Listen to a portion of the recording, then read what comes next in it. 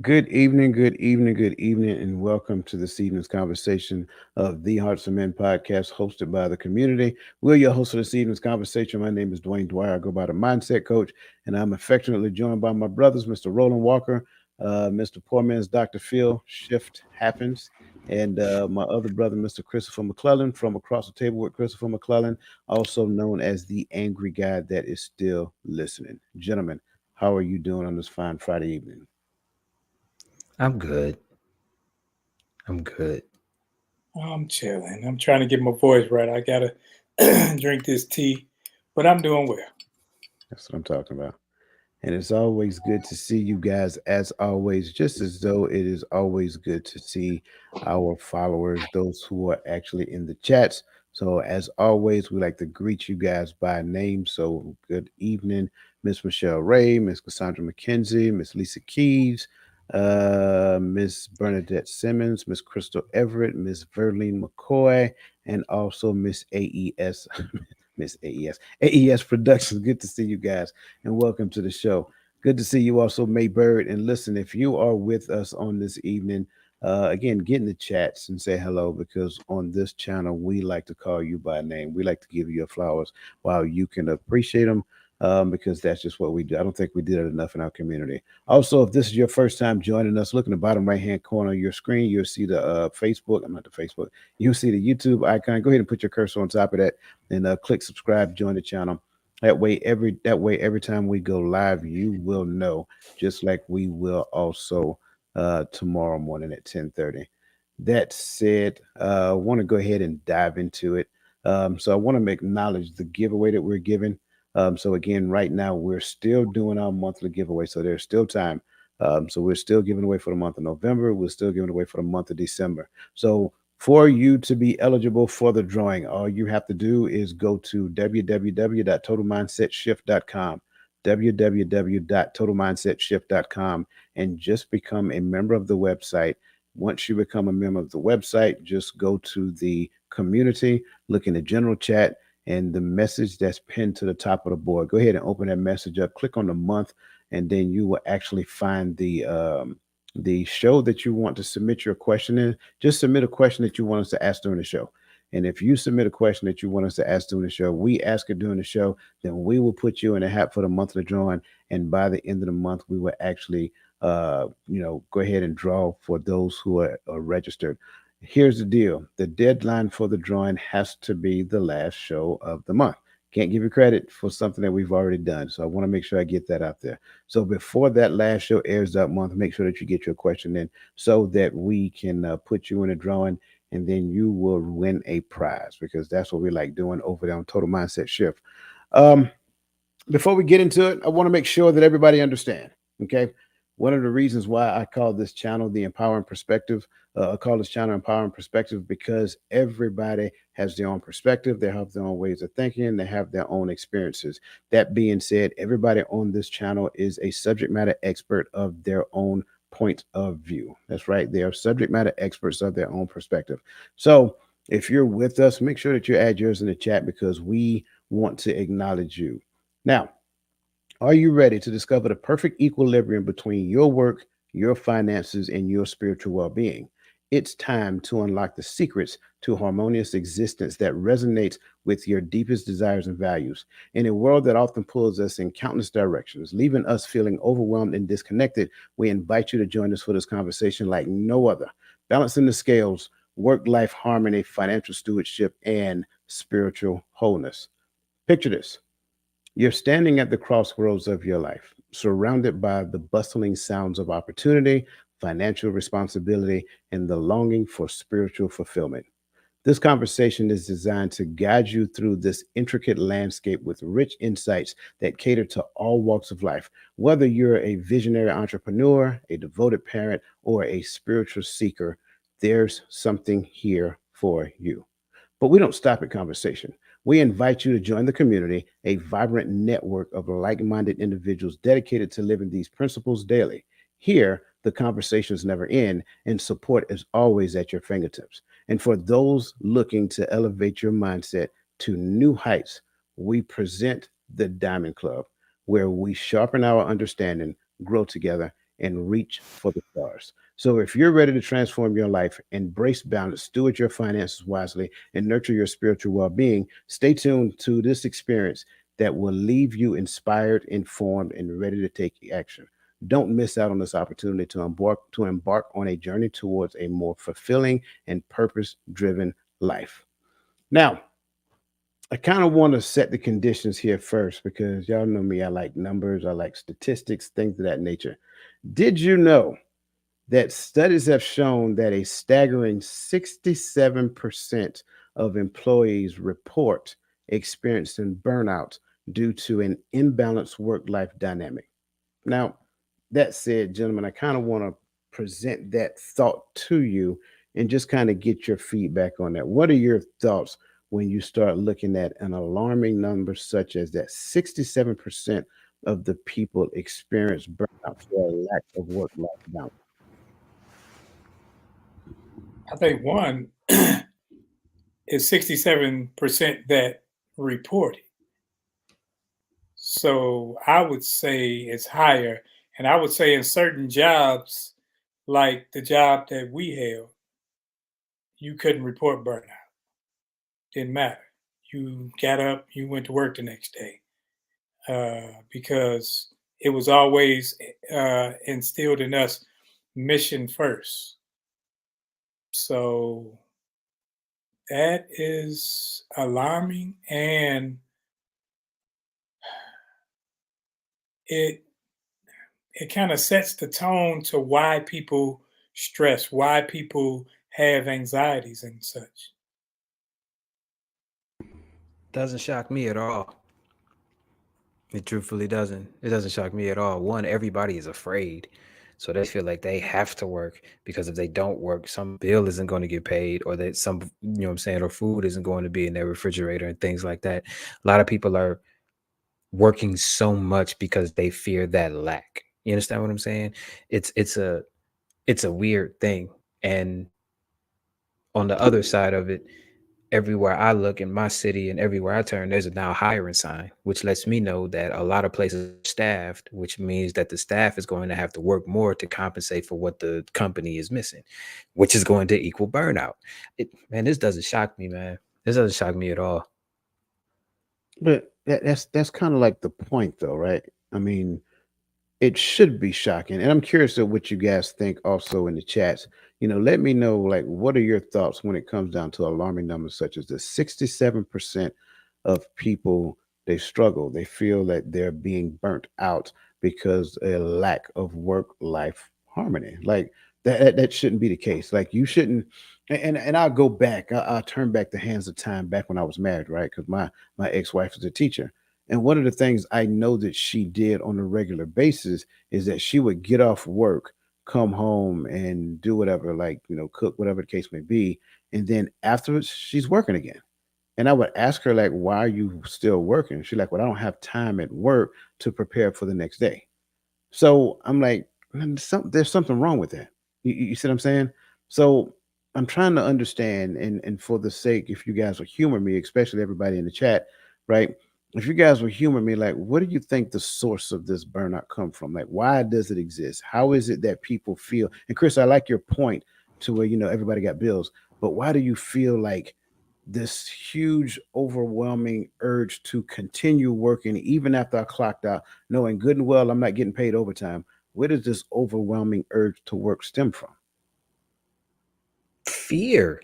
That's the only thing that I can think of. Fear of lack, to be real. And that's because everywhere you look in the media, which is what's consuming a good portion of our population, you hear something about some number going up that's going to affect everybody, or you hearing about you're hearing about the strike that's killing other people because the main manufacturers aren't working, so the suppliers aren't working, so supplies aren't getting out, so car dealerships are being overwhelmed because they don't have the inventory that they got, they stuck. You know what I'm saying? It's it's so much fear going on. And to be real, a lot of people are working that hard because they know that if they lose that, or they have the thought process in their brain, like if they lose that, they lose everything. You understand what I'm saying? So to me, I honestly believe this is all fear based. I would say that it's a combination of that as well as my grandmother used to say, keeping up with the Joneses. Mm. Because now we gotta have 3 cars. And like I got a friend and daughter graduates high school. Oh, we gotta get her a brand new Tesla. Why? You don't even drive a Tesla. So the pressure we put on ourselves to be better than our parents, to do better, to live better, and to I remember when I was growing up, my grandma would complain about a $30 phone bill because you had a house phone, sat in the kitchen with a long cord, and With she the was extra complaining long about cord that reached every corner of the house. right. And now a phone bill is what a car payment used to be. Is 3, 4, $500 because everybody's on your plan and this, that, and other. So now you got to pay that and keep people happy. And everybody wants to keep people happy. Well, if I don't do it, then they gonna do this. If I don't. So that's diving into what Chris was talking about, that fear. Because when you're looking at keeping up with the Jones, it's the fear of me not looking like I have something or me not having it. Where like next week on next Thursday, everybody gonna be trying to feed and outdo other people. Everybody gonna be taking pictures of plates. Everybody gonna go out and buy $100 turkey from Popeyes and act like they cooked it in the backyard. But you do that. Sometimes we do a lot of things not to satisfy family, to impress other people. I like that. Fear and keeping up with the Joneses. I like both of those perspectives. I'm gonna raise you a different perspective as well. And I think a lot of times some people do it just because they're looking for the positive praise from their bosses when they get to work, right? I think some people need that justification, that validation from the people that they work with, just for, just to hear that person say, "Hey, you did a good job," or just to put in that extra work to make sure that they produce a good product or something of that nature. I think all of that encompasses what we're talking about here. Now, I kind of want to raise the ante just a little bit, if you guys don't mind, because this is Men's Health Month. And so that said, how much pressure do you think that that puts on men? Like when you're listening to all of what you're saying, right? You got, holiday season coming up. You got Thanksgiving, and then Christmas, Thanksgiving around the corner. Then you got Christmas right down the street, right? You got the New Year's coming up as well. And you know what we do? We like to eat in all three of those venues, right? And then of course, you got the kids, and the kids got to have presents, and you cannot not get the child what they want, because now you got to listen to the consequences and the repercussions to go along with that. How much stress do you think that this adds to the men level of stress, just keeping up with the work life harmony thing?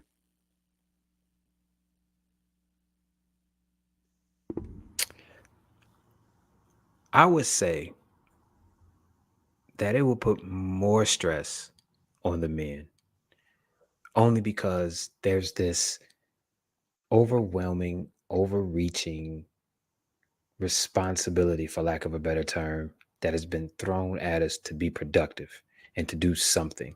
And if we're not doing something, then we don't have any value. You understand what I'm saying? So that in itself, that unreasonable responsibility, that unreasonable pressure that's put on us by society, that could I could understand how, and the whole, you can sleep when you dead, you don't need to rest, sleep is for broke people. You understand what I'm saying? You hear that a lot too. So all of that can contribute to just flat out. I always say sometimes you need to sit down before your body sits you down. And I have been sat down by my body and it does not feel good at all. So you know what I'm saying? It's a culmination of a bunch of things that add to the un I'm gonna say unreasonable and unfair responsibility for us to be productive all the time and not be able to chill out. I think we become family and people pleasers when it comes to the kids and the wife, and we try to please everybody because everybody wants something, and we look at like, oh, I got to get it. So we put undue pressure on ourselves to make it happen because we gonna hear, whether you do it, don't, somebody saying it or you thinking it, there's somebody saying, oh, he ain't this or he ain't that. You thinking about how people look at you, how they presume you to be when you don't do something. And that's why, like, my kids know I'm not doing none of that mess. I'd rather buy some CDs or buy some money market money funds versus me buy something that I got 13 grandkids. So I'm trying to make it to where you can have some money later. I ain't trying to have you get something, then you playing with the box more than you playing with the toy. And I always tell my kids, you buy them that little junk, and I'm buying something that matters because I had to take it upon me to relieve that pressure off of me. Because I'm like, why are you killing yourself to make people happy that's ungrateful? But let's get to the root. Why did you have that thought process in the first place that you had to do that? Because we grow up in the marketing system and the system teaches us that this is what we do. Okay. Yeah. And that's why I said that there's a unreasonable amount of responsibility that's put on us because the market is telling us that we gotta do this. Yep. You understand what I'm saying? So I completely get what you're saying about us putting the pressure on us as far as we gotta do this, but there's a societal pressure saying you gotta do this or you not worth nothing. You understand what I'm saying? And that's where a lot of the men that's what a lot of the men are thinking right now. They're thinking, if I don't do this, if I don't make this, if I don't make this happen, I don't have any value. And Right. that's because that's what the market is saying. So, yes, we put that responsibility on ourselves, but we wouldn't even be thinking about it if society didn't put it on us as a whole. Hmm. And that's me looking at it objectively. I don't have that kind of pressure because it's just me. I don't have anybody under me that I got to take care of. I don't have anybody above me that I got to take care of. So it's just me. I don't have that pressure. My responsibility is to me and me solely. So I don't get that side of it, but me looking at everything and pulling myself out of it, that's what I see. Mhm. A societal pressure put on us and then individual pressure put on us because society put this pressure on us. If that makes any sense. No, that makes perfect sense. AES Productions, what we've done, we brought up a statistic: 67% of people, of the workers, have experienced, some anxiety. They experience burnout because of work life, lack of work life balance. And so we're trying to unpack right now what that looks like. Why does that happen? Why do you think that exists? And then from there, we went to talking about men, and what that looks like to men, since this is Men's Health Month. But I also don't want to leave the ladies out because I think this is important to realize that it's not just an attack when it comes down to burnout. It's not just an attack on one person. It has no prejudice. So let's change the dynamics now. Let's look at a single mom, right? So now single mom has to take care of the child. And let's just make it as bad as it can possibly be. Daddy don't want nothing to do with the child. Daddy don't want nothing to do with mom as well, right? Which we know that even though that does exist, I don't know any man that sits in that arena. However, let's just make that the scenario. So mom has to foot the bill all by herself, and she's been trying, and dad don't want to participate. So now she got to work. She got to take care of the child. Thanksgiving around the corner, Christmas down the street, and New Year's coming up, right? She don't want to disappoint her child. Now, again, look at some of the pressures that we're talking about. Look at some of the stress that goes into mom and all that kind of things of that nature. So, can we kind of like, and I know you guys aren't women, I get it. I'm not asking you to be women, but just imagine, right? Because we talked about it from a man's perspective. Can you imagine what it's like being from a woman's perspective now to where the dad is not involved, doesn't want to be involved? Like, what do you believe that looks like? And for those in the chat, by all means, kind of help us out with this question as well. What does that look like from a woman's perspective who do not have dad, but she has the kids and she got to raise the kids? And then by that same token, the holidays are around the corner. I think I grew up in that. Yeah, I did too. Yeah. And it was where, but I had a, because we lived my great grandmother, but they made sure you may not have had the newest race car track and all these toys, but they made sure you had something no matter what. It was like simply because one person chooses not to be involved, I don't care whether it's the male or the female, the parent or whomever has to step up, and it adds pressure because they don't want to feel like mess and they want to see a smile. They know that when the kid goes out, like when we were growing up, we would get these boxes from I forgot where they were from, but they would like for poor people. They would give you boxes, and they'll have like a shirt, some socks, some underwear, and maybe a toy or whatever. And when you went back to school, everybody knew who had the boxes because everybody would have their shirt on, and things like that. For a kid's psyche is embarrassing. So the mother or the grandmother or the father, whomever it is, that single parent goes above and beyond. I've been there where I put myself in debt to make sure they had. I'm maxing out credit cards for this day. I'm maxing out credit cards to make sure we eat, to make sure you're happy on this day. And you do that and you realize, like, hold up, this is not just a mental bondage, but it's a spiritual and it's a bondage that takes hold of your wallet first and your heart, and then it makes to where you sit up there and think this is what it's we normalize it. This is what we have to do every year, and it's a cycle. Every year we're going in debt. Oh, I got to do it. No, we don't have to do it. I'm going to take a different approach. And before I take this approach, I'm going to put this disclaimer out here. I am not attacking women. I'm just looking at a specific behavior and I'm pointing it out. Roland and I have a similar background as far as being brought up by our mothers. You understand what I'm saying?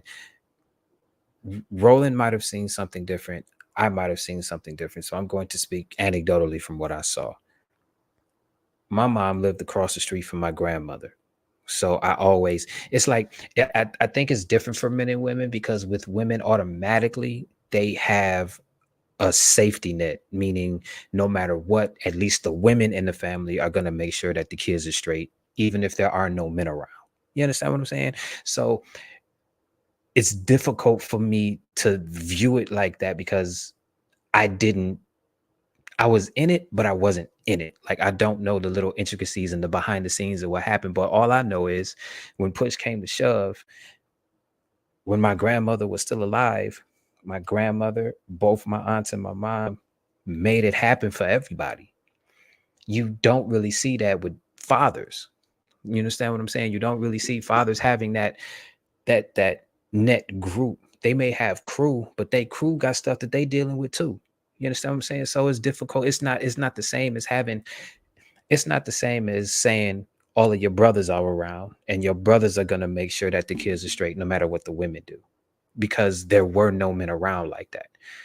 So I can view it from that aspect. But if I'm viewing it from what I see today in the modern era, I don't feel sorry for them because this is what they asked for. This is the bed that they made. They asked to be independent.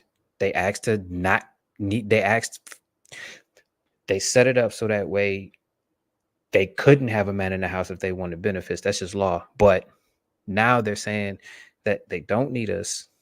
If we don't make a certain amount of money, we can't do nothing for them. No way. So they're not even going to look at us. It's like there's so many narratives that are put out there that's deterring any of us from helping them because for years they've been saying that they don't need us and we ain't nothing no way. So that's me looking at it from what it is right now in today's modern era. You understand what I'm saying? Like I'm not knocking them. I'm not attacking them. This is just a behavior that I see. And I see since I see men basically saying, men and other people that are around them that really don't like what they're saying or don't agree with what they're saying because everybody needs everybody. They're basically saying, okay, prove it. You got it. Let's see what you got. And they're going about their business. So I see it from both sides. This is why I'm indifferent. This is why I'm objective about it, because I know one side actually exists where women will actually get together and make sure that the kids is okay no matter what's going on. But I also see women saying that they don't need us, and we're saying prove it and going about our business. You understand what I'm saying? I do. I do. Um, I think so. To be honest with you, I think all of our backgrounds are very similar. Um, and I could sense the stress. I can sense the pressure. I can sense my mom working and, in some cases working overtime because the holiday season is coming up. Doing the things that she needed to do for us to have, not just, have, but, try to have kind of decently. She wasn't going over the top. It wasn't Tommy Hilfiger this, Michael Jordan this, none of that stuff. It was just that for us to have collectively. And I can clearly tell you from experience in observing. I know it's stressful. I get it. And I think that's kind of the thing that we're talking about here. It's stressful for both parties. Um, and to your point, Chris, I get that as well. But I want everybody who heard that, I want them to understand that he did not say that that's absolute across the board, the entire population, I don't right? do absolutes. Only a No, Sith deals in absolutes. absolutely. Word to Obi-Wan Kenobi, but go ahead. Absolutely. That was my dad joke for the day. Forget y'all. Um, so yeah, that's what we're talking about. We're talking about the concerns that we have in our community, and we're talking about it from a perspective of care and concern holistically because we understand that it affects the younger generation. It affects how they move. It affects the changes that they're making in life and things of that nature. And so when you look at the desire to fit in, the lack of work-life harmony, the desire to provide because you don't want to disappoint your child, but your child never once told you in any shape, form, or fashion that, I needed and wanted everything that was on the Christmas list that you asked me to make, right? And then when I make the Christmas list in your mind, I would be disappointed if I did not get some things off of that Christmas list. Well, that child never said that. A lot of times, what you'll find is that that parent makes that up in their head, and largely it's because of something that took place, something that they experienced, that they had lack, and so forth and so on. And again, that's not absolute, that's not across the board, and that's not a general statement for everybody. That's just some things I know exist. So so I want to kind of dive into, wait, hold on, I'm sorry, let me grab some statements that were made, because man, I didn't realize I was doing all this over here. Look out. I'm gonna start with Lisa Keys, where she talked about the American dream fallacy. Um, we are working under a structure that will never benefit any human being. Um, and I want to make sure that we understand the structure that she is making reference to. She is not saying working does not benefit you. She is not saying that, having a job and paying bills and providing for your family isn't a benefit. It's ultimately set up, and correct me if I'm wrong, it's ultimately set up that your job will never move you to the space that you can live comfortably. So what you're doing is you're constantly in this cycle of trying to improve yourself to work, and in essence just to get a better job and then get a better job and so forth and so on, when in essence a job was only supposed to be for a period of time anyway, because ideally we were supposed to have things stored up family wise, and that's a whole nother conversation I don't want to necessarily dive into. Okay, thank you, I just want to make sure. I think she was responding to the comment that you made, Chris, about the inspirational speakers working in, and if you don't, whatever you don't, you're only as good as what you provide, or something of that nature. Let me see. Want to make sure my life is measured based on biblical principles and values. I used to be that person, and now I have a great sense of peace to look to society for validation. To look to society for validation, absolutely. Not to look to society for validation, absolutely. I appreciate that. So yeah, let's kind of go ahead and dive into it again. I don't want you guys to think that I'm missing your comments. It's just that we need to continue compressing forward. But keep putting your comments in the chat, and we'll get them. I promise we'll get to them. Okay. First category is work-life harmony. Now, I think this virus, this pandemic has taught us some lessons, right? And it taught the work system some lessons, and it taught the employers some lessons. And a lot of times we came to the conclusion that you don't have to be on site to do your job. And so what happened is they came up with this concept of remote work or telework or whatever that looks like. So, gentlemen, that said, in the context of today's society, right, in today's digital age, how do you navigate the challenges of remote work, prioritize care, and promote a supportive workplace culture that values work life harmony? In today's digital age, I don't think you can. I think we're too far gone as far as as far as having a device in your hand that connects you to the world, or being able to sit at home in your pajamas and do a couple documents, key a couple codes, and make some money. You understand what I'm saying? I honestly don't think that we can. I don't think there's a way to go back to how it used to be when there were brick and mortar and you had to go to work. Like a lot of these, the the the thing that happened made us change so quickly to make sure that we could actually do work, that nobody could see the forest for the trees. You understand what I'm saying? Nobody could actually see what this would actually do to the workplace. So I honestly don't think that there's a way to I don't think there's a way to go back, especially with all of these rules. And if you say the wrong thing, somebody from HR can come to your desk and escort you out the building, even if you don't know what you said was wrong. I don't think there's a way to go back. I truly don't. I think we're still working on a platform from the Industrial Revolution. We're still doing it the same way we did it at the turn of last century. And we're moving into a digital era where we understand that that's not needed, but people want you there. They want to see you. And it's not necessary unless you work on one of those jobs like Chris was talking about, the UAW issues. In order to make a truck, somebody got to be here. But if you have a job where you can do it from home, where you can do it from your living room, that takes stress off of you. It takes stress off of me. As long I'm a person where if you can do the job and do it well, I don't need to babysit you, because that's what a lot of it be. In the military, we would be at work twiddling our fingers a lot of times. They were like, "Well, make up something to do." And you make up a lot to do when you could be spending time with family, you could be spending time bettering yourself. But in order for me to allow you to better yourself, that means you'll no longer need me. So sometimes businesses don't want you to not need me. They want to keep dangle a little carrot in front of you. And I know Chrysler, I think they the last ones to sign their contracts and everything. And what they're offering them, they didn't want to give them $2-3 raise.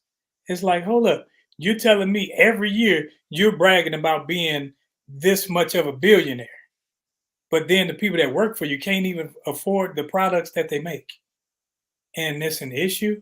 So now they're going back, and then they're overseas, and the guy said he'd move it overseas, his company overseas, and everything.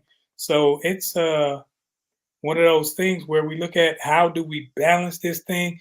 I think we educate ourselves. We educate ourselves to where I don't need you, because when I need you, I'm at the behest of whatever it is that you deem necessary. If you say I got to be there for 12 hours a day for absolutely no reason, but I got to be there 12 hours a day just because you said it, you writing a check, I got to be there. I get that, and I'm with you. I want to make sure I'm understanding what you said before I move forward. So, in other words, what you're saying is take your power back from the person who writes your check. all day. Okay, just wanted I to would make sure. say I would say look at the person writing your check as an investor to what you really want to do. Look at it like that. That's what gets that's what gets me up in the morning to go punch in. Me working every hour here is an investment in what I really want to do. I just got to do this for right now till I got enough to really do what I want to do. A lot of people don't have that. They don't even have that mindset. A lot of people are still living in the employee mindset, which is cool. I mean, if you want to work for somebody and that's really what you want to do, go for it. You understand what I'm saying? Go for it. But what I would do is I would, if I'm going to work for somebody else, I'm going to put myself in a position where I can at least call my own shots under the, you know what I'm saying, under the umbrella, but I still love the job and I still want to do this. You understand what I'm saying? Like, but and on the flip side of that, you have people that are happy right where they are. They Yeah, cool. You understand what I'm saying? So I mean, it varies, but I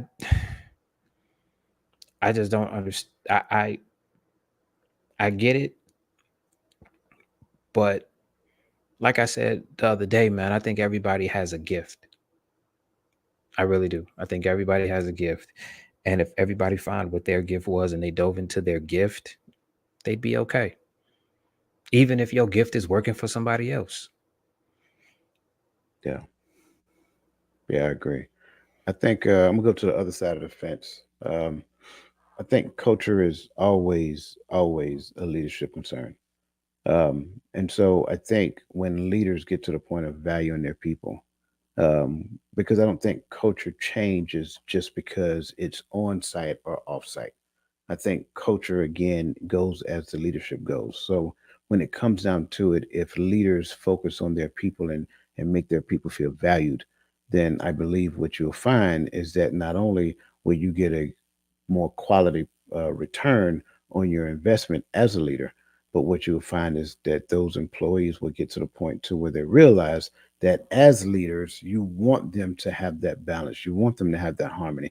You don't want them working 12, 13, 14-hour days when you're only paying them for 8 hours, right? They don't, yeah, by the way, because you're working from home now and we're not paying the electric bill to keep the lights on. We're not doing all of those things that we were doing when you were on site. We take that money that we were putting into it, and instead of padding our pockets, we pad yours because we want you to understand how much we appreciate you. We look at certain things like sick days, we look at certain things like leave days, right? We start helping you to get into investing into the company and things of that nature, like stock options, so forth and so on. So I think all of those things get to, an employee to the point to where, again, like we was just talking about, holiday season coming up, we got to provide for the kids, things of that nature. Well, if employees made more, right, then they would value their jobs more. If they felt that their leaders cared about them, they would value the leaders more. I heard a phrase a long time ago that employees don't leave jobs, they leave bad leaders. And I think that's the key. And so when leaders recognize that they are the source of turnover, then they will turn themselves over for the sake of valuing their employees. And then they look for longevity, they look for tenure, things of that nature. So the same amount of time, energy, and effort that you put into customer relationship, why not put it into employee relationship through engagement as well? And I think when we do that, I think you'll find that not only will employees stay longer, but they will value the place that they work. And they may also contribute to recruiting as well. You know, you want to compensate them for recruiting. Why not create a place where they want their friends to come and work because they will feel valued? And that's just my opinion when it comes down to it. And that's in conjunction with everything you guys said because I'm agreeing with you.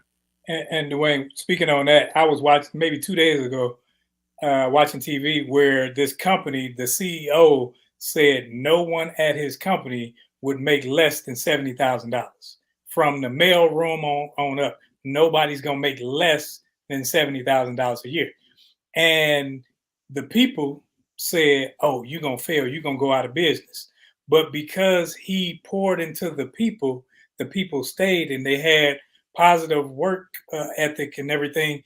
And the company is thriving and everything because he cared about the people more than he did lining his pockets. Absolutely. That's what work is. It's people business. I don't care what it is. Go ahead, Chris.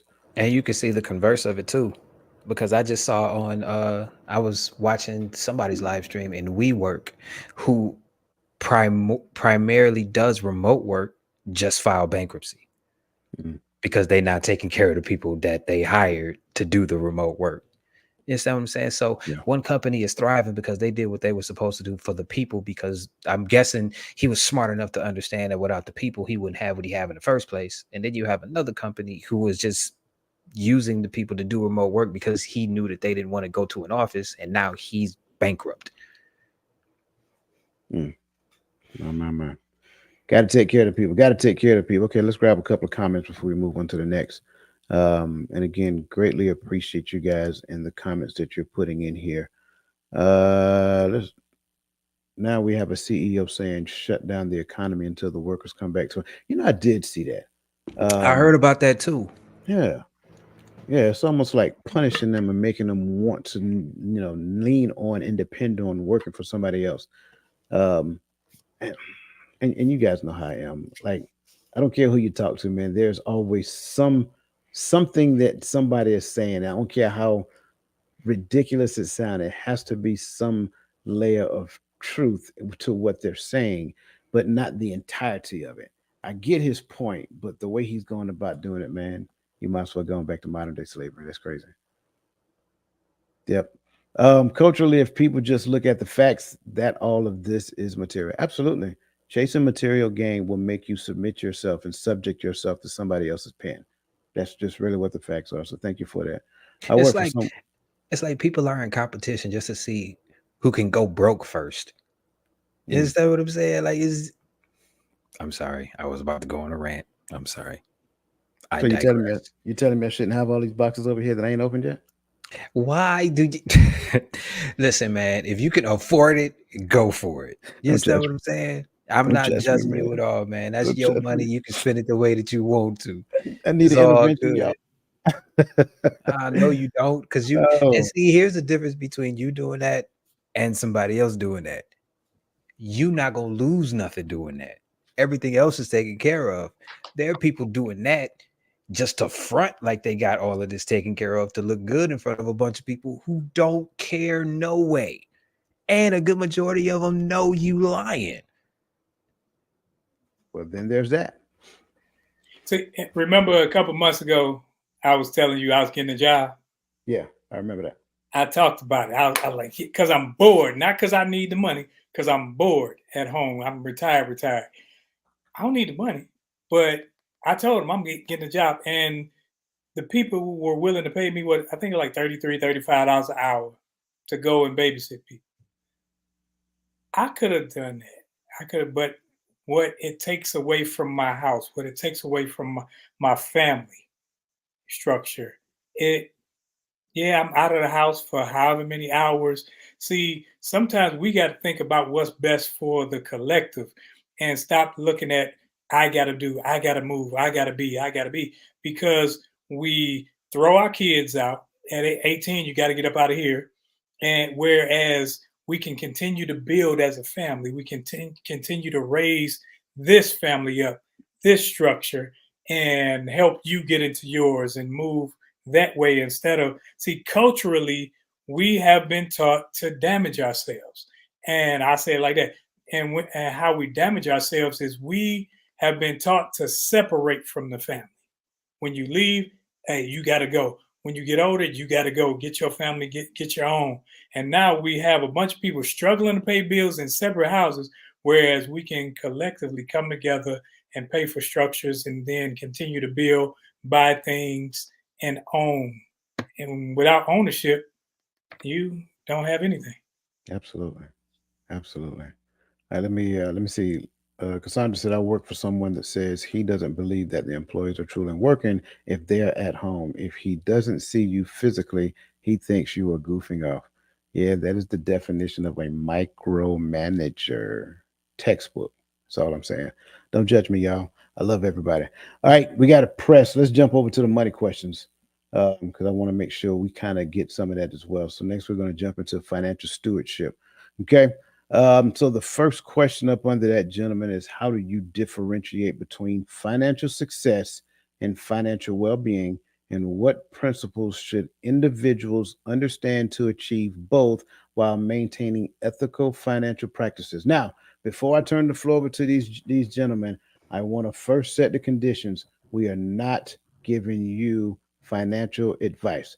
So don't say that, Coach or Roland or Chris told me to go invest X amount of dollars in Bitcoin. It didn't work out for you. We are not giving you advice. We're just talking about principles right now. So, gentlemen, the floor is yours. I don't know. I don't. It was just a I face, do. bro. I listen, man. I do not know. I don't know how to differentiate between financial success and financial well-being. From what I've been hearing, they're both synonymous. You got to be financially successful to have a great financial well-being. You understand what I'm saying? So this is the part where I sit back and I listen because I have absolutely no idea. And to keep it real, financial success and financial well-being is all subjective. It's up to the person. So I don't know. I know what it would be for me, I think, but on a general scale, I would say on a general scale, anecdotally speaking, for men, financial success and financial well-being is being able to take care of what you got to take care of without any worries. You understand what I'm saying? I think that's where the baseline is. Then you got the cherry on top where you can go get your toys or you can go have 1,000 boxes in your office that you haven't opened yet. You understand what I'm saying? But as far as like core, as far as like core, since we're speaking as men, most men just want to be able to take care of what they need to take care of, including their family, and then they straight. If they can, if once they do that, everything else is extra. Hmm. How, Don't you don't you now just you like know, that he said he ain't had nothing and then he dropped all that just now? yeah, I'm just saying. and usually I have props, but these weren't props; they were actually right here. Oh, And Jesus when you H. spoke on finance, read Bidenomics, Dr. Claude Anderson, Black Labor, White Wealth. You got, for one, you have to know why we are in the situation that we're in, so that we can get out, so that you can make a plan to get out. And when you learn how to move financially, you'll realize how much money you waste, how much how much more important your time is than that hourly wage. Yeah, we got to do it, but do it for a time frame. Do it to move back to a better situation, because when we look at financial success, that varies from person to person, from family to family, because I may not have a lot of needs, while other people, like, I may do a lot with my grandkids. Take, I may, okay, I'm buying school clothes, buying summer clothes to help facilitate children. Whereas somebody else, Chris, it's just him. So what he needs, may not be what I need. And then it's all what you place importance on as well. Right. Like I don't have that extra sense of responsibility that Roland has. So my version of financial success and financial well-being is different. From what Roland just said, his version is, all right, man, I got this military money that takes care of this, but I also have this, so I can go do this for my grandkids, or I can go do this for my daughters, or I can go do this for, he can go do things for people. That's why I said, as far as men goes in general, they just want to be able to take care of what they need to take care of. You understand what I'm saying? Without it being a heavy burden, and then be able to do extras on top of that. But that's me speaking anecdotally and looking at everything from an objective point of view. I could be wrong. No, no, I like it. So first and foremost, April 15th, no, April 5th, I'm gonna do a teaching on money attachment styles and relationships. Because I think it's important. I think when we go back and look at this question, sure, I agree with you. This question leads you down the hole of subjectivity. But I think that's where the issue lies, is that we are looking at it subjectively, right? There's some keywords in here, right? You know me, you guys know me. Words mean things, right? Keywords are in here. And I like to, Chris, we look baseline things, right? baseline things and start from there and build upon that. So you see the term success, and then you see the term well-being, Mhm. right? I like to go back to Earl Nightingale's definition of success. I love his definition of success, and I just kind of create mine based upon that. And Earl Nightingale stated that success is the progressive realization of a worthy idea, right? So the progressive realization. So when you look at financial success, it must be a progressive realization of what your finances are and can be in real time. Just that alone helps you to understand that if you're at a space where you're at what I tend to call financial stagnation, that's your own fault because you have not progressed in your understanding of financial success. Well-being, I look at it the same thing because I look at it differently, but they're the same, right?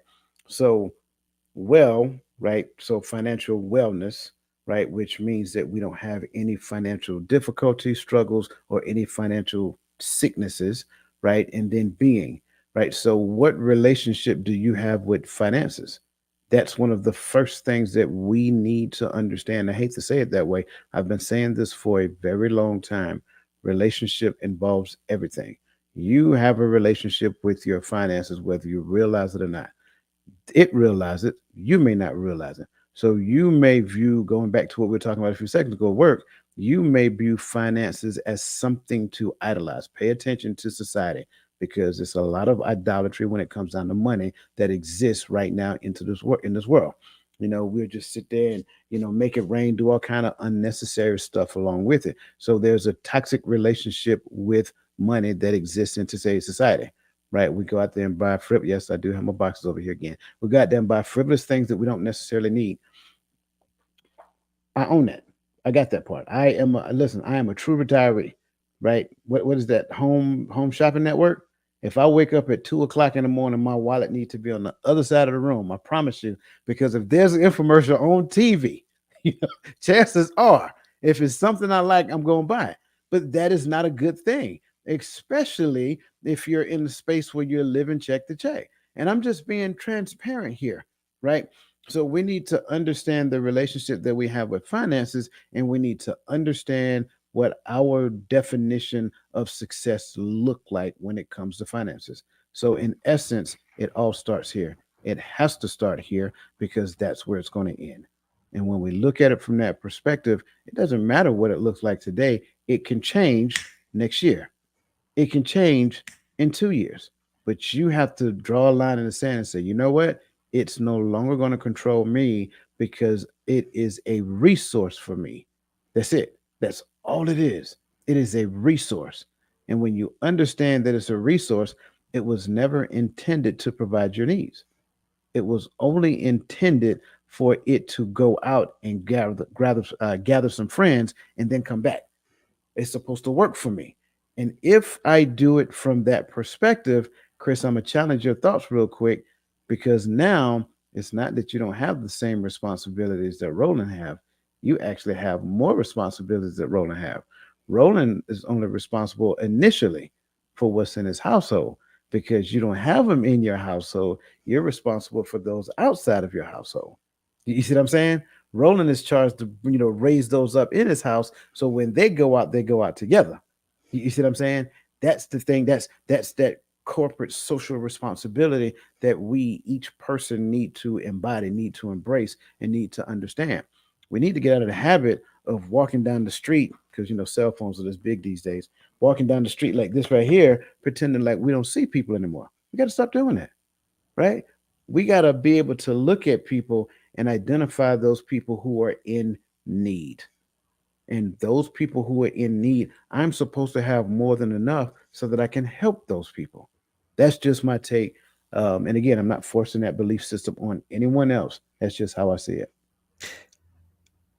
I know we're not advisors or anything like that, but I'm going to give out a piece of advice. Everyone go to YouTube and look up The Strangest Secret in the World by Earl Nightingale. Just listen to it and then accept the challenge at the end. Yeah, if you've never listened to Earl Nightingale, I promise you, it's probably going to be in something black and white, and it's probably going to sound like an old, what is it, transistor radio? What he's talking? Yeah, Listen, man, a listen. record. Yeah, No homo. His voice is great. He has a great voice. It's so hypnotizing. Like I want to lay on a bed made of his voice. It is that was great. over the top. It's just Yeah, it was it's great. Yeah, His voice is just so his voice is so hypnotizing and it's so relaxing. And even in the beginning of it, he even says, "Look, I can't tell you how to live your life. I particularly do not care. But I've learned some things, and maybe if you listen to him, you would be able to do this too." And that's what got me hooked on him. He's just hypnotizing. I like it. I like it. You just kind of with the bed thing yeah. that The just bed thing was, yeah, yeah yeah. yeah I you was was with up you there. until no. We're joking, man, but no, he's absolutely right. It is definitely a thing, um, but I mean, I can't stress that piece enough. But again, April 5th, I'm going to talk about the money attachment styles, and I think that is going to be something interesting and probably something that you want to be a part of. Let's kind of jump into this. What we got? Okay, let's do that one. How can we bridge the gap in financial literacy on a broader scale to empower individuals to make informed financial decisions and practice effective financial stewardship? Roland, I want to start with you simply because I think you started answering this with your last response. So if you can kind of expound a little bit on that, I think you'll do well. I think if we focus more on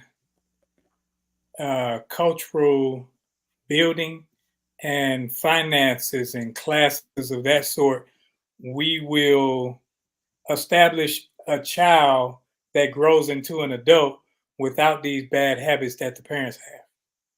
Because reading these books allow you to have a mirror in front of you where you can see, like, oh, I've wasted a lot of time, I've wasted a lot of money, I've wasted a lot of resources trying to please other people. Whereas when you can teach a child something, because like my grandsons know how to play them video games well, my granddaughters and everybody know how to get on TikTok and all the use computers and all these things.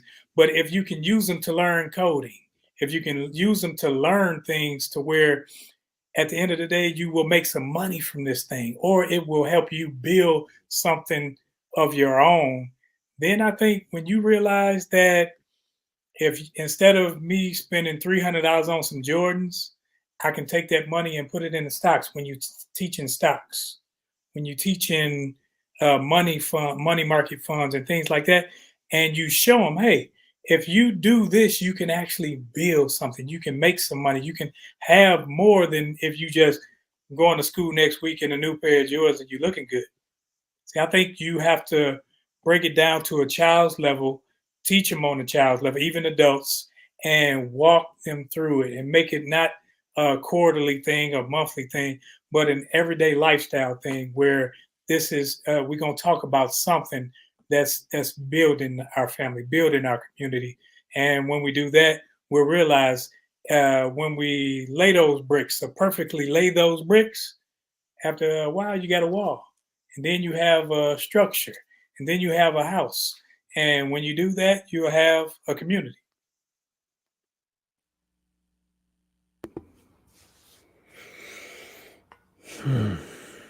We have to find a way to make it cool again. Like we have to find a way to make it cool to be financially literate. We have to find a way to make it cool to read. We have to find a way to make it cool to have this coding job or to have this engineering job or to own this HVAC business or to own this carpet cleaning business and not be really, we have to teach that it's cool to actually have it as opposed to trying to look like you have it. We have to make that cool again because stunting is a thing now. You know what I'm saying? Stunting for clout or like Roland said, wasting your last $300 on a pair of sneakers just because you think the pair of sneakers is gonna give you some status. You understand what I'm saying? Throwing $10,000 rims on a $700 car just to show that you got some status. You understand what I'm saying? We have to make it cool to actually, we have to make it cool again to actually use our money the way that it makes sense, so that way it can grow. Because right now, and we also have to teach them that the information is everywhere. Use that $2,000 device that you have in your hand and go punch in how to do this on YouTube for free. You understand what I'm saying? We have to make stuff like that cool again, and we actually have to let them know that it is available, and you don't have to pay an arm and a leg to get it. And sometimes you don't have to pay anything at all, but maybe an hour or two of your time. We have to just start making these things cool again, and we have to start speaking out on things that aren't.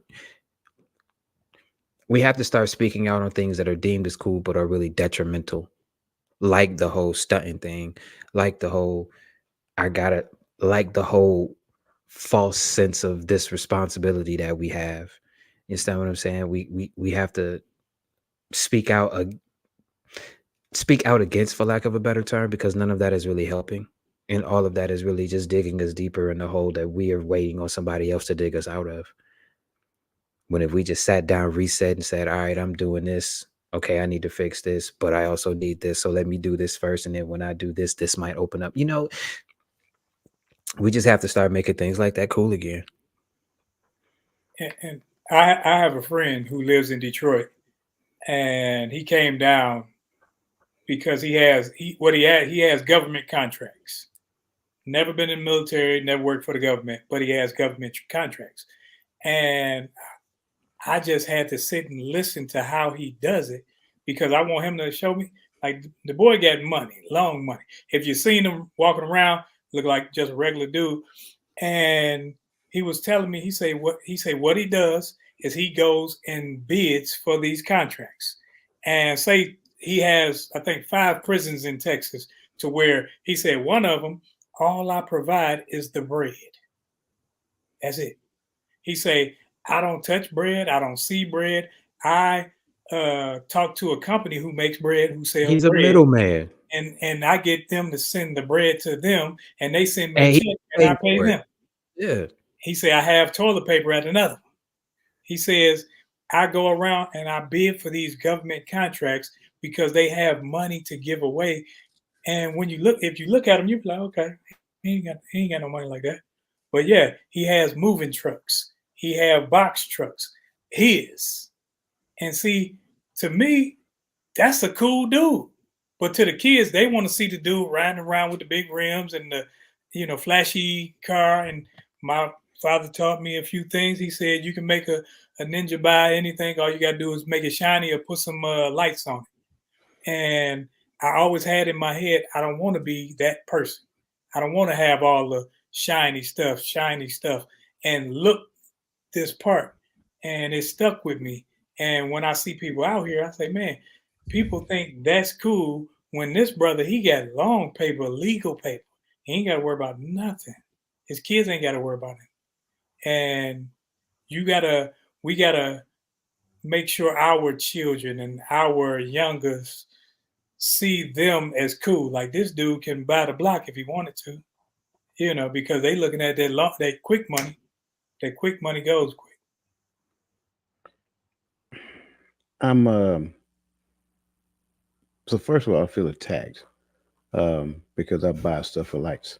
Um, I like gadgets, man. The electronic stuff. They got lights that flicker. You know what I'm saying? All But right. again, that's not hurting you. I got it, man. I'm just, So you but can do that. so to your point, I agree. I like the start with the education piece because you're talking to somebody who didn't like to read when he was growing up. I hated to read. In fact, I would rather go take a bath than read. Y'all know young boys don't like taking baths, just being honest. I just didn't want to read. I would do anything on the planet if I could just not read, right? But later on, I found a love for reading. And like like we talked about the not too long ago, you have audiobooks now, so you can read and do some other things at the same time, and you can listen to them over and over again. I say that because I think that's the starting point. Like, you know, when it comes down to this whole financial literacy thing, like you got to build it one block at a time, and you have to start off with some foundation. And so the foundation, and then you go to the next level, go to the next level, go to the next level. Roland, I like the fact that you talked about your friend that have the government contracts. I'm gonna go a step further. Instead of trying to make him cool, why not we make him the norm? You see what I'm saying? If these kids growing up, they see all of these men and women owning their own contracts, doing their own thing, not necessarily having to rob Peter and Paul, right? I'm sorry, robbing Peter to pay Paul. I think that may be just enough to change the narrative. Stop watching these rap videos to where you see these, you know, this this facade to where they're just blowing money and all this other stuff, and it's cool. Like if somebody put in there in the chat, stunt is a habit. Like that's frivolous. We got to stop promoting those things. Like if it's being played in your house, I get it. You don't want to keep stuff away from your kids, but how about let them see the right stuff? Don't let them spend time looking at that and studying that. Let them study the right stuff. Help them to study the right stuff. Help them to understand what the right stuff is, right? I think that's the thing. Once kids start seeing, you know, us collectively being in spaces to where we are writing checks, to where we have office buildings and we're leasing out spaces to other people. I think that will kind of help turn that over in their mind. And this wouldn't be such a difficult conversation. This wouldn't be such a difficult thing to figure out, because what we normalize, that's what ultimately they want to do. And that's just my thoughts, man. I don't think it's rocket science. I think the hard part has to be on the people who want to make the change, right? Be the change that you want to see in the world. If you want to help them to see differently, become differently first, so that they can actually see it. Um, so that's just my takes on that. So thank you guys for that. Let's kind of get some more some more chat information before we get to the next question, because I know some people have been putting a lot of stuff in the chats and I've been missing some of it. Um, yes, sir. I got nothing. Okay, I thought you was about to say something. Oh no, sir. So Lisa Key says one of the ways to bridge the gap is reach. I'm sorry. One of the ways to bridge the gap is reach. Join a group and talk to an advisor that can give you direction. Okay, got it. One of the ways to bridge the gap is to join a group and talk to an advisor, talk to a person that can give you direction. Right? Get a mentor, get somebody who is actually skilled in the art of finances, things of that nature. And I don't think it ends there, right? Because a lot of times what people do is they kind of get around these people and they get the information, but they don't necessarily have the I'm going to call it faith for now. They don't have the faith or the belief system to capture the information that's given to them. So I think it has to be a building process to get there as well. But thank you. I agree 100%. Um, One way is to educate people on the fear of money and usage. Changing how we view money helps as well. Absolutely. I agree. Like, if the first thing you do when you get paid is pay a bill, then that might be an indicator on how you view money.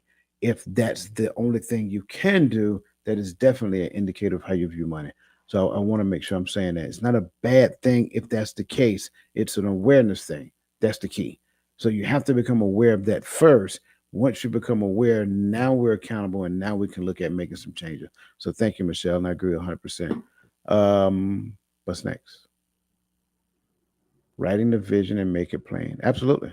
And don't Absolutely. share it with nobody. Do not share it with anybody. You write that vision, you make it plain, and you look at it every single day. Read it out loud every single day, and don't tell anybody. A lot of people block their blessings because they open their mouth too soon. Shut up about it. Shut up about it and just go do it. Talk about it after it's done. Then you can look back and say, hey, I just did that. Now I can brag about it. Mm. But during the process, shut up. That's my rant. Sorry. Nope, you're good. You're good. And don't brag about it. Just be about it. Don't even brag. Just like Roland was just talking about his homeboy, right? Just live, right? You don't even have to flaunt. Just live. And then again, those blessings are going to just continue to run. So let's kind of go back up the how can individuals differentiate between wants and needs, because I think that's a great question at this point. Noticing the work life harmony is the second question. I think that's a great question to bring to the table at this point. Wait, we didn't finish that one.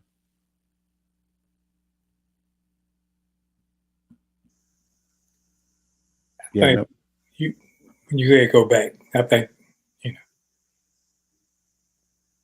I don't know.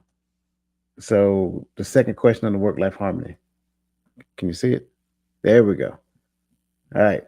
So, how can individuals differentiate between wants and needs when managing their finances and work life balance? And what strategies can they employ to prioritize essentials while curbing unnecessary expenses? Stop collecting boxes that you haven't opened in months. Or get to the point where you collecting them boxes ain't gonna cause you to get evicted. This is one of those common sense questions. This is it frustrates me to no end that this is even a question, but it's a question. So I get it. Like, but how can you understand the difference between a want and a need? A need is a need. A want is I just want this, but I don't need it. I just want it. Can they be the same thing? Kinda. I wanted a blender and I needed a blender because I work out and I need to make my shakes. So I got a blender. I facilitated a need and it didn't cause none of my lights to turn off. You understand what I'm saying? So it's subjective, but this is just a common sense thing. And Lisa Keys said it. Put yourself on a budget and be disciplined enough in yourself to do it. It ain't about nobody else. Like it isn't about anybody else. If you know that all you can afford is your needs and you can't have no wants, then there's something wrong. Well, see, see, I got to interject for a second now Oh because shoot. no, seriously, because I know for a fact I witnessed it. Just being transparent, that there's some people who struggle, right? They struggle. Like, sure, they take care of the needs thing, but the wants thing is so heavy in their mind that sometimes what you'll find is that wants and needs they start merging. So if they got $100, they're gonna spend 99, and then eventually that $1 is gonna run out. Then they're gonna come around asking for help. So I think this is probably more common than what we realize. That's why I said earlier, like I don't understand why this is a question, but I understand why this is a question. Hmm. You understand what I'm saying? Just because of what you just said, there are people out here. But on the flip side of that, Roland said it earlier. This is information that we weren't privy to, so we couldn't hand it down like we were supposed to. So, as angry as I am, I can't really be angry because I'm my wiring is based off of what they knew. Like they didn't know any better. I'm just pissed off that they didn't know any better. You understand what I'm saying? So, but like I said, man, if these conversations would have been, but now we're in a position where we know these things and we know where to find them and we can start handing them down. The thing is, like I said, we just got to make it cool. We got to make it cool to not be, we have to make it cool to not be a slave to capitalism the way that they want us to be a slave to capitalism, if that makes any sense. I guess having kids, you learn to tell them if you have habits that you can't keep up with, don't come to me for money because you will see a lot of people drinking, a lot of people smoking, a lot of people with cigarette, nicotine, and other smoke habits, and they'll smoke their money and want to pay bills with your money. You have to have enough intestinal fortitude to say no. Say no, because you have to allow people to bust their heads wide open sometime. You're going to fall, and I'm not going to be there to catch you because people get used to you catching them and you become a crutch. So it's like, oh, I need, no, you don't. You didn't need it when you were spending this money. So A want, if you can live without it, if you don't have, it's not your lights, your gas, getting to work, food, and other things that keep you going, you don't need it. And if it's a want, like I remember at one point, because I love my toys, so I was told I couldn't ride motorcycles no more. I know. So it's like every month I'm buying those things to go to the range. Every month I'm getting one. It's like, oh, it's a new one out. I'm looking online, it's a new one out. So I'm buying them. Then I can only, I don't know if you can say that. I can only fire one down the range at one time. I'm only gonna carry one at the most two, leave one in the car at one time. But I'm buying it. Oh, I got to get this one, got to get that one. Those were wants, but I could keep that up. Some people try, and then I had a friend. He was trying to keep up with me. Oh, I got to buy this one. I got to get that one. Like, dude, your kids need their cinnamon toast crunch in the morning. So unless you gonna be putting these in the pawn shop, you might want to leave that where it is and just get you one. So we have to know what we can afford. We have to, and that's with everything discipline. Discipline, if you discipline yourself in one thing, you can discipline yourself in all things. Tell you what, you talking about cinnamon toast crunch? They better get ready for some King vitamins. What's wrong with you? Oh, What that you got? smell like feet, man. That's that free cereal. No. What you got, Chris?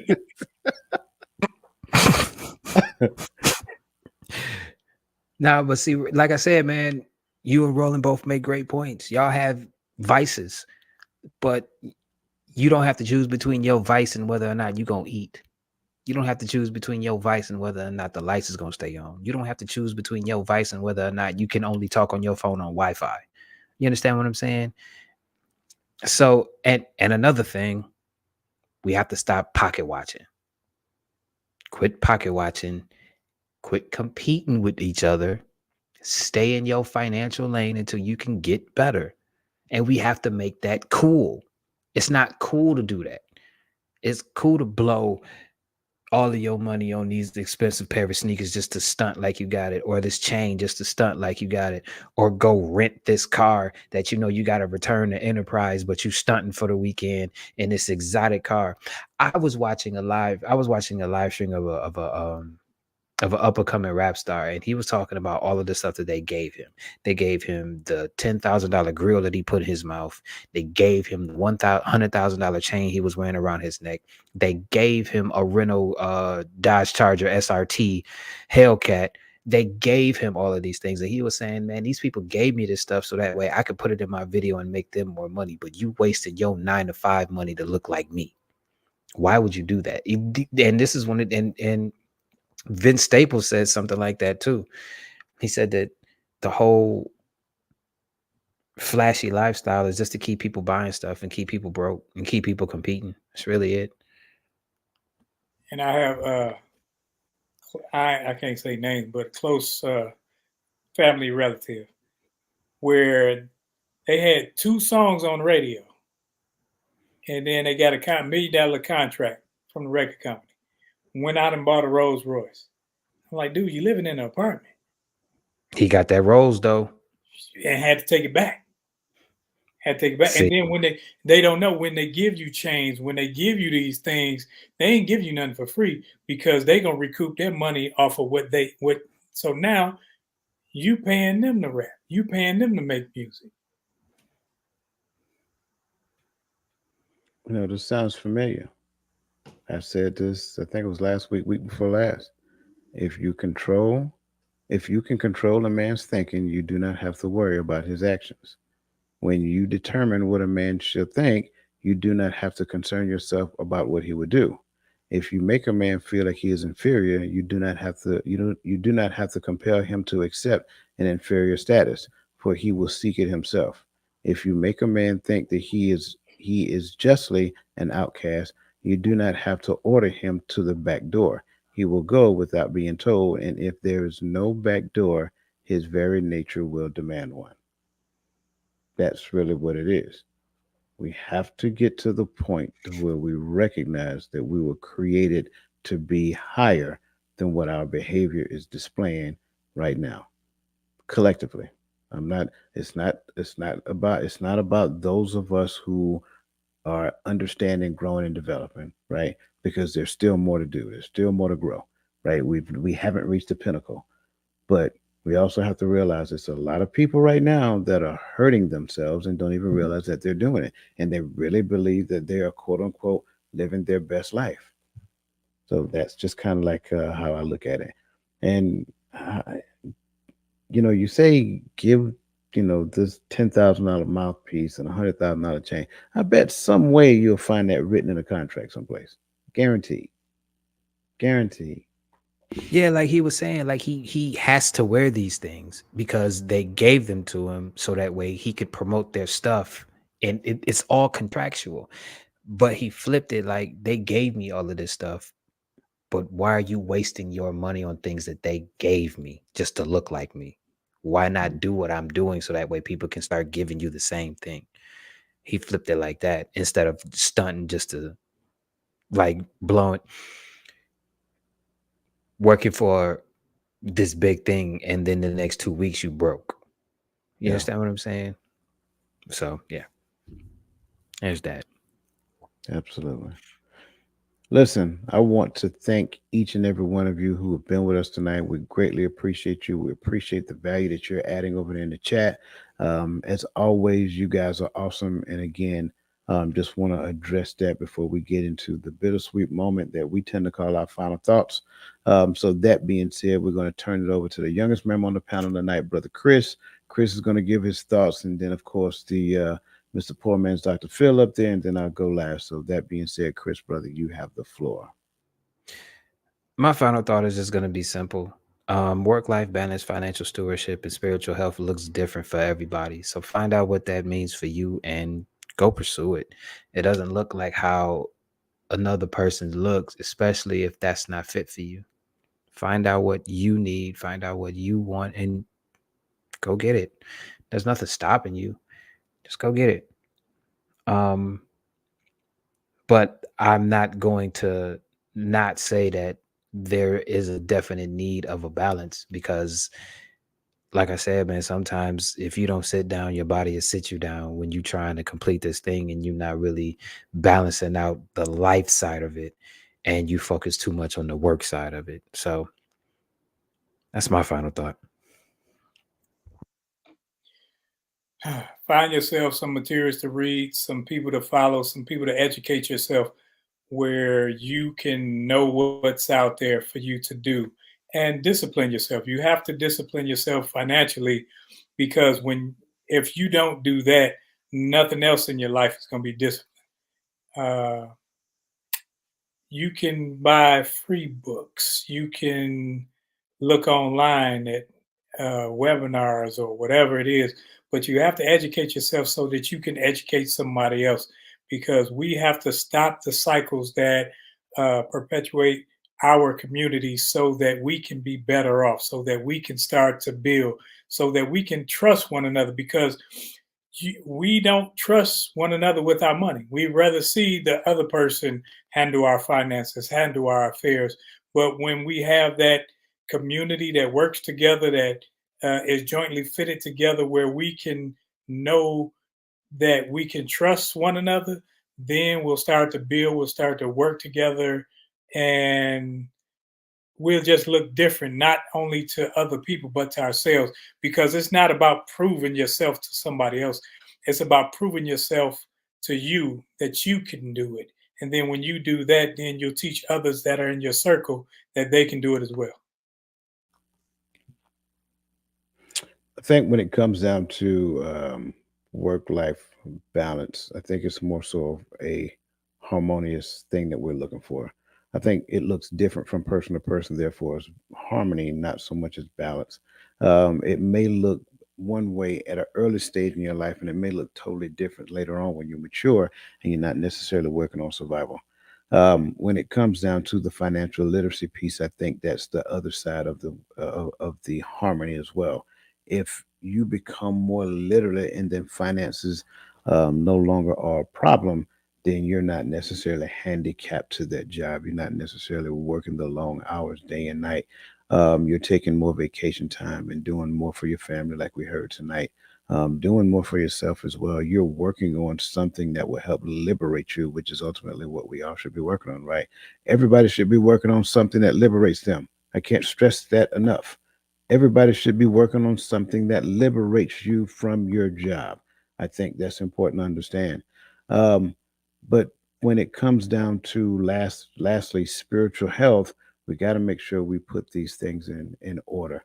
Spiritual health will always precede anything else that we talked about tonight. If you're not spiritually healthy, then you're going to end up being in a space to where you're physically hindered because of the lack of the spiritual concern.